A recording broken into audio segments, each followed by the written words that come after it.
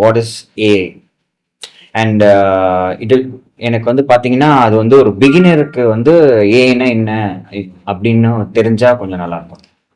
So artificial intelligence இப்போல்லாம் வந்து எக்கச்சக்க கான்ட்ரோவர்ஷியல்ஸ் போகுது இல்லையா? அது அது பண்ணுது, இது பண்ணுது. So keep com. AI is actually simple.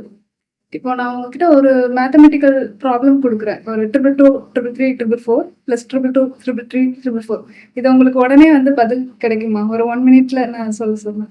அதே உங்க கையில ஒரு கால்குலேட்டர் இருந்தா நீங்க 1 மினிட்ல சொல்லிடுவீங்க.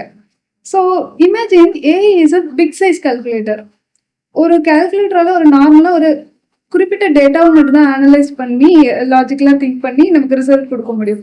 பட் ஏஐ எக்கச்சக்கமான டேட்டாஸ் எடுத்துட்டு வந்து எங்க இருந்து எடுக்கும்னா இன்டர்நெட், பிளாக்ஸ், விக்கிபீடியா இந்த மாதிரி எக்கச்சக்க விஷயங்கள வந்து datas millions of sentence datas எல்லாம் அனலைஸ் பண்ணி கோட் எழுதி இந்த மாதிரி நமக்கு ஒரு ரிப்போர்ட் கொடுக்குது. ஸோ சுருக்கமா சொல்ல போனா ஏஐனா கோட், லாஜிக், டேட்டா இவ்வளவுதான் ஏஐ.